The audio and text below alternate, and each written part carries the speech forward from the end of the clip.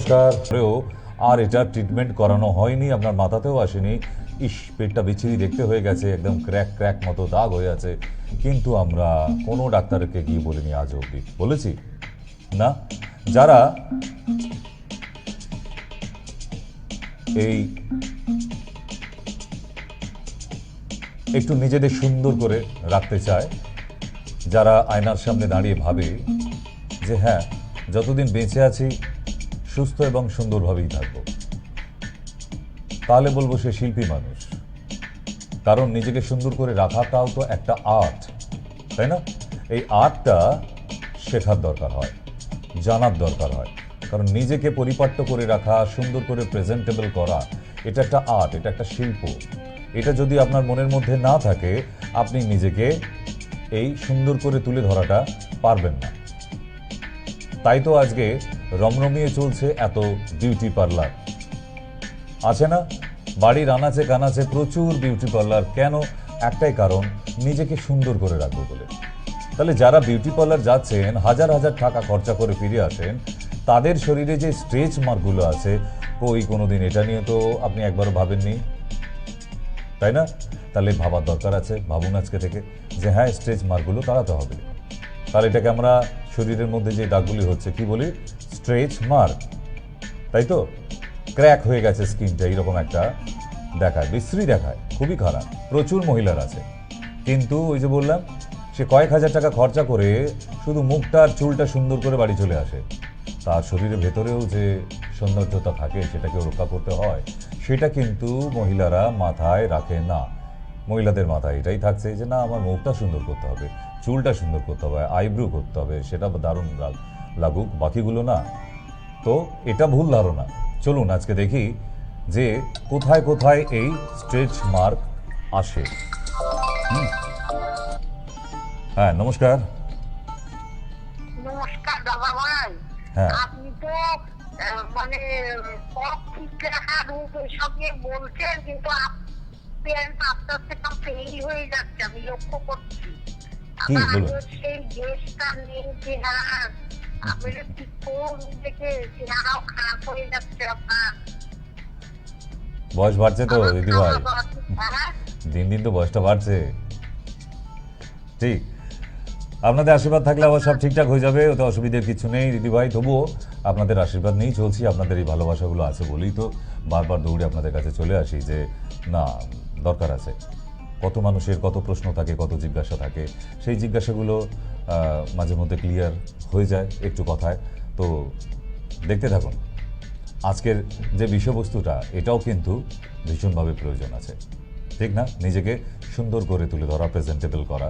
তার জন্য না অনেক যে কাঠখড় পোড়াতে হয় তা নয় তো, শুধু মনের ইচ্ছাটা দরকার আছে যে হ্যাঁ, আমি সুন্দর থাকব, শুধু বাইরে থেকে না, ভিতর থেকেও। তার জন্যই এই স্কিনে আসা সমস্যাগুলো প্রচুর আছে, স্কিনে নানান ধরনের সমস্যা। তবে এই স্ট্রেচ মার্ক এটা একদম আলাদা। এটা নিয়ে কখনো ডাক্তারের কাছে বলতে শুনিনি, কিন্তু প্রচুর মানুষ কিন্তু ভুগছে এটা নিয়ে। ঠিক, চলুন দেখি আজকে।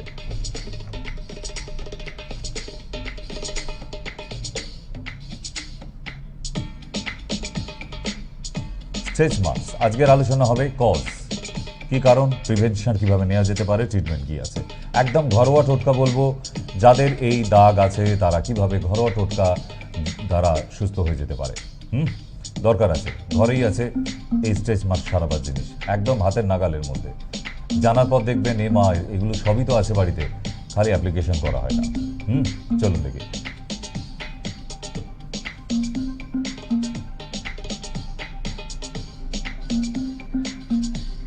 যেটা বলছিলাম, মহিলারা যখন প্রেগনেন্ট হয়, বেবি যত বড় হতে থাকছে, ততই এই স্ট্রেচ মার্ক আস্তে আস্তে বাড়তে থাকছে। কিন্তু আমি বলছি না যে এই অবস্থাতেই আপনাকে ট্রিটমেন্ট শুরু করতে হবে, না, আপনার ডেলিভারি করতে পারেন তো। কিন্তু ডেলিভারির পর আর মায়েদের খেয়াল থাকে না, মায়েরা বাচ্চাকে নিয়ে, বেবিকে নিয়ে এত বেশি ব্যস্ত হয়ে যায় যে নিজের দিকে আর তাকাবার অবকাশ পায় না, তাই না? কিন্তু এটা ভুল। কেন নয়? মা হয়ে গেলাম বলে কি বাস দুনিয়া থেকে আর আমাকে সুন্দর করে সাজতে হবে না, তা তো নয় নিশ্চয়ই। এই যে সমস্যাগুলো হয়ে গেছে, এগুলো তো ঠিক করতে হবে। তাই এই যে স্ট্রেচ মার্ক এতক্ষণ গল্প করছিলাম, এটা দুই প্রকার হয়। একটা হোয়াইট টাইপের কাঁচা হলুদ দিয়ে, কাঁচা হলুদটা অনেকটা নয়, 1 গাঁটে 4 ভাগের 1 ভাগ, 1 কড়ের 4 ভাগের 1 ভাগ, মানে একটুখানি 10টা কারি পাতা, চিনি ডাস্ট, বেকিং সোডা মিক্স করে নিন, পাউডার করে নিন চিনিটাকে আগে, দানা দানা থাকলে হবে না। বেকিং সোডা ওটা পাউডারই পাওয়া যায়, দুটোকে মিক্স করে নিয়ে লেবুর মধ্যে ডোবান, নিয়ে লেবুটা ঘষতে লাগবে, স্ক্র্যাচ করে দেখবেন স্ট্রেচ মার্ক চলে গেছে। নেক্সট যাই,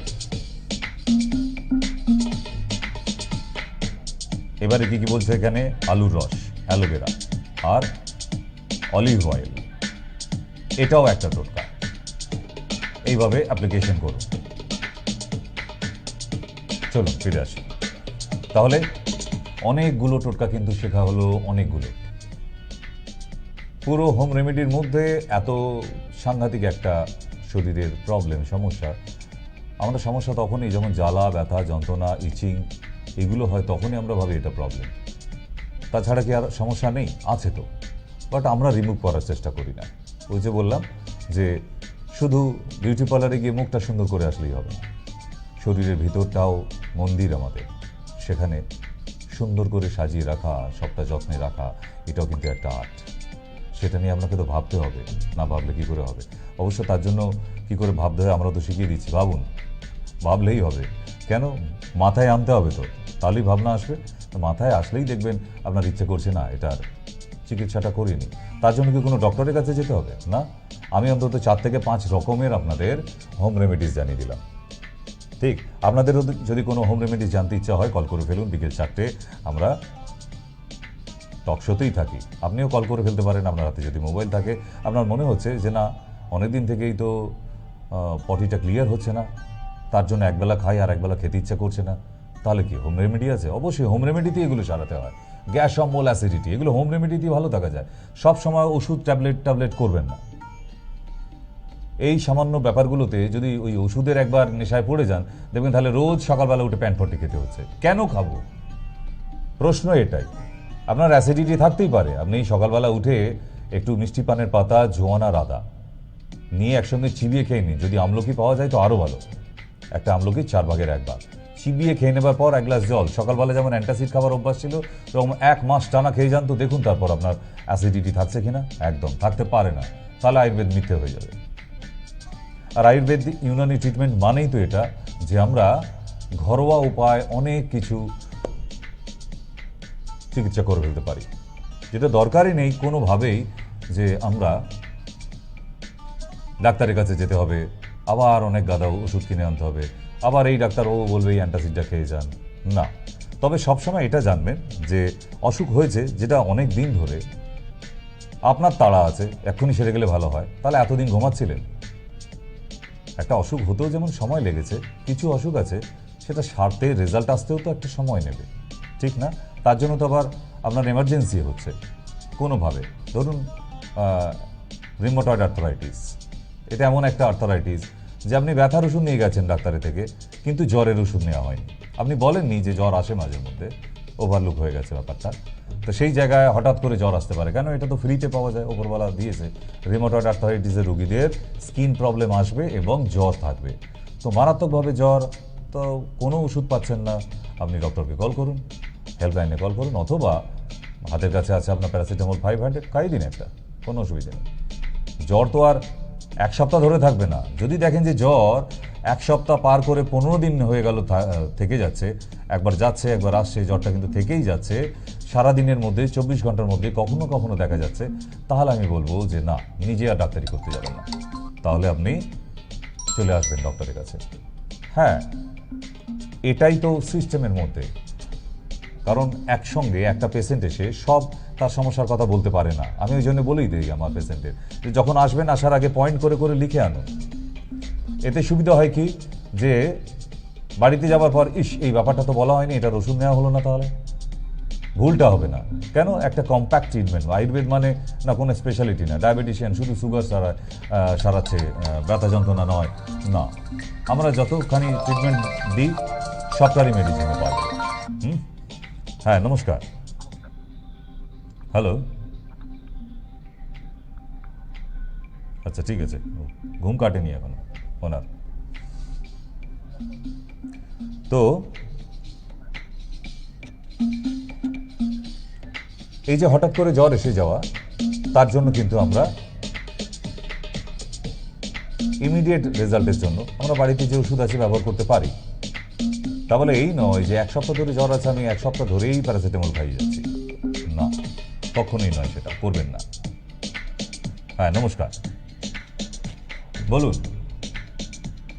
এটা ডক্টর সঙ্গে দিয়ে হ্যাঁ হ্যাঁ, আমার 6.90 ইউরিক অ্যাসিড। হুম, আমি এর জন্য কি করব? কুলতো কড়াই জল খাবেন।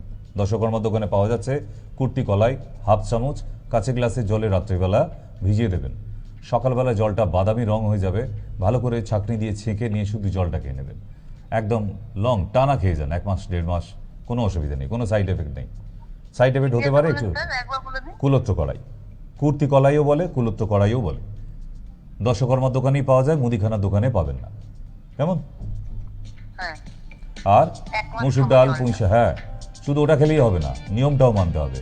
এই যে আম খাচ্ছেন এখন গোটা গোটা, না, আম না, খাওয়া বন্ধ খাই না, করতে হবে, আপনার মুসুর ডাল বন্ধ এখানে করতে আমি হবে, আম খাওয়া বন্ধ করে দিই। পুঁই শাক পালং শাক বন্ধ করতে হবে, ঢেঁড়স বন্ধ করতে হবে। এতে ইউরিক অ্যাসিড ভীষণভাবে বেড়ে যায়, এবং সয়াবিন। ঠিক আছে, তাহলেই দেখবেন ঠিক আছে। কারণ 6.09 মানে ভালো না, ওকে 3.5 নিয়ে আসতে হবে, 3.5 আনতে হবে, তবে আপনি ভালো। নাহলে দেখবেন পায়ের গোছে, পায়ের পাতায় মাঝে মধ্যে একটু ব্যথা ব্যথা করছে। হ্যাঁ, ব্যথা করছে, হ্যাঁ পায়ের হ্যাঁ, গোড়ালি তার মানে এটা ব্যথা 7-এর করে। ওপরে যে কোনো দিন চলে যেতে পারে। কারণ আপনি তো মুসুর ডাল খাচ্ছেন, মাছের মাথা দিয়ে পুঁই শাক খাচ্ছেন, না, না, না, বাঙালি তো মুসুর লোভ ডাল সামলাতে খাবো। পারবে না। তো এইগুলো খাবারের মধ্যেই সব লুকিয়ে আছে আমাদের রোগ, তাই মেনে চলুন। যেহেতু আপনি এটা নিয়েই ওরিট এটাই মেপে মেপে দেখছেন প্রতি মাসে, তার মানে আপনি ইউরিক অ্যাসিডটা নিয়ে ভাবেন, তাহলে খাবারগুলোও মানুন, আর কুলতো কড়াই জল খান, কোনো ওষুধ খেতে হবে না। ঠিক আছে? এমনকি একটু কিছু এসব খাই না। ভেরি গুড, হ্যাঁ, আমি এগুলো খুবই খাওয়া দিতে মানি। গুড, চলুন, ওকে। ধন্যবাদ ফোন করার জন্য। আপনারা এরকমভাবে চলে আসতে পারেন যে রিপোর্ট করেছেন, কত এসেছে, ঠিক আছে না ভুল আছে, সঙ্গে সঙ্গে। এটা কি কোনো হোম রেমেডি? কারণ এই বিকেলের শোটায় একদম পিওর রেমেডিতে থাকি। এখন যদি ফোন করেন তাহলে আমরা হোম রেমেডি ডিসকাশন করব। কারণ টক শোতে মানুষ এই জন্যই ফোন করে যে ঘরোয়াভাবে ওষুধ অনেক খাইছি। একটা মানুষ কত ওষুধ খেতে পারে, আর সারা দিন শুধু ওষুধ ওষুধ ওষুধ কেন? হ্যাঁ, বলুন। নমস্কার, হ্যালো, হুম। হ্যালো। বলুন। হ্যাঁ, বলছি আমার ওই যে টিভিতে দেখছি তো দাঁতের সমস্যা। কিসের সমস্যা? দাঁতের সমস্যা, দাঁত দাঁতের সমস্যা, ও দাঁতের ডাক্তার দেখাতে হবে। ওটা হ্যাঁ, ও দাঁতের ডাক্তার নই আমি। আমাদের শুধু যে পেস্টটা আছে, যদি বলেন যে হ্যাঁ দাঁত ব্যথা হচ্ছে, অথবা দাঁত দিয়ে রক্ত আসছে, অথবা দাঁত নড়ে যাচ্ছে, তাহলে আমি বলবো যে আমাদের সেন ফ্রেশ যে পেস্টটা আছে, টুথপেস্ট মাজনটা, ওইটা দাঁত মাজার জন্য না। গরম জল, 1 কাপ গরম জলের মধ্যে একটু পেস্ট দিয়ে ওটা ভালো করে মিশিয়ে নিয়ে ওটা দিয়ে কুলি করবেন রোজ, দিনে 2 বার, একবার সকালে ঘুম থেকে উঠে, একবার রাত্রে। তাহলে দেখবেন আপনার দাঁতের এই সমস্যাগুলো, মানে যেগুলো আমি বললাম।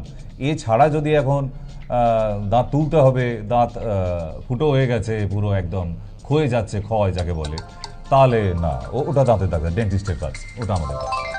ঠিক, আমাদের যেগুলো ট্রিটমেন্ট হয় আপনাকে তো বলে দেওয়া হচ্ছে, এইগুলোর মধ্যেই আমরা আছি। ঠিক আছে? হ্যাঁ, নমস্কার, বলুন। হ্যালো,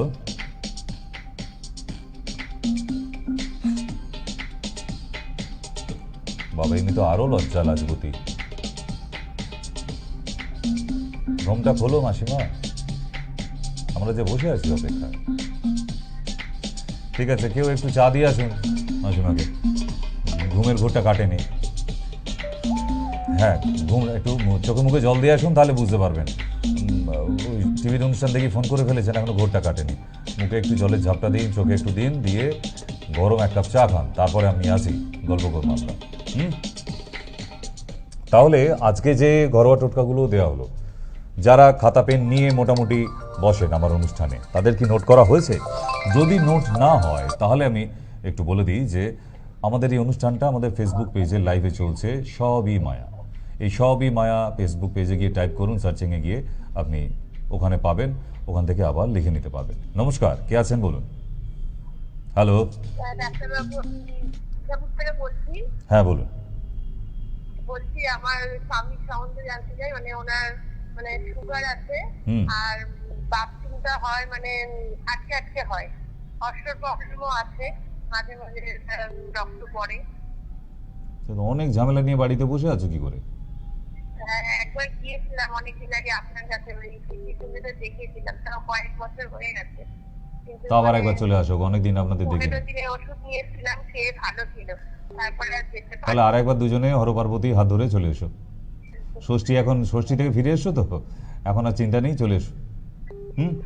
হ্যাঁ, দমদমে যাবো। হ্যাঁ, আপনার দমদমে, ওইখানে আবার দমদম জংশনেই একটু পাবে। হেল্প পাওয়া যাবে কিছু? কি? মানে অর্থের দিক থেকে আমাদের অর্শের জন্য সকালবেলা উঠে পেঁয়াজের রস আর টক দই মিক্স করে নিয়ে খাওয়াতে হবে, কাপের মধ্যে মিক্স করে। আর পেঁয়াজের মাংস রস খাও, আর টক টক দই। দই, হ্যাঁ, 1 চামচ পেঁয়াজ রস, 1 চামচ টক দই একটা কাপের মধ্যে মিক্স করে নিয়ে ওটা খাওয়াতে হবে। এবং রাতের বেলা ত্রিফলা পাউডার খাওয়াবেন, পটিটা নরম হওয়ার জন্য একদম। ঠিক আছে? শক্ত হলেই রক্ত আসবে। পায়খানাটাও পরিষ্কার হয়। এবং রক্ত আসছে যেহেতু আরেকটা টোটকা মানতে হবে, দুধ বা ঘাস আর গাঁদা ফুলের পাতা বেটে নিয়ে 1 চামচ সকালবেলা খালি পেটে। ঠিক আছে? এই 3টে এখন চালালে মোটামুটি ভালোই থাকবে। তারপর একদিন সময় করে চলে আসুন দুজনে। হুম। আর ওই বাথরুমটা আটকে আটকে হচ্ছে। ওটা প্রোস্টেটের ওষুধ দিতে হবে। আহ, ওটায় বরুণাধি বলে একটা পাউডার পাওয়া যায়। বরুণাধি। কি? বরুণ, বরুণ নাম হয় না ছেলেদের? বরুণাধি। বলুন হ্যাঁ, নাকি? বরুণাদি, এটা একটা গাছের নাম। ওই গাছের শিকড়ের ডাস্ট এটা পাওয়া যায়, চূর্ণ পাওয়া যায়। ওইটা 1 চামচ করে রাত্রে ভিজিয়ে রাখলে 1 গ্লাস জলে সকালে খাওয়ালে এই আটকে আটকে যেটা হচ্ছে রিলিজ হয়ে যাবে একসঙ্গে। ওটা আর আটকাবে না, একদম স্মুথলি ইউরিনটা হবে। ঠিক আছে? ওকে। হ্যাঁ, নমস্কার, বলুন। হুম।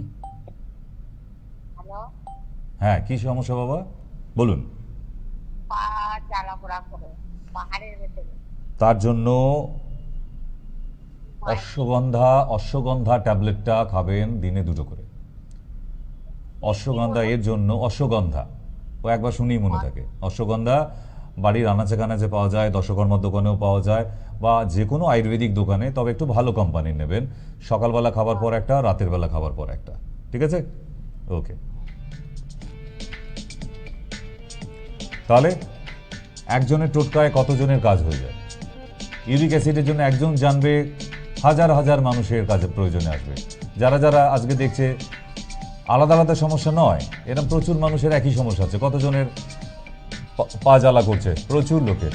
সিম্পল অশ্বগন্ধা খান, শরীরে যেরকম এনার্জি থাকবে ঠিক তেমনই আবার আপনার এই ঝিঁঝি ধরে যাওয়া, জ্বালা করা, তার মানে কি হচ্ছে, ওখানে নার্ভের প্রবলেম হচ্ছে, ব্লাড সার্কুলেশন হচ্ছে না। কেমন? তো সেই জন্যই বলা যে সিম্পল মেডিসিন নাও।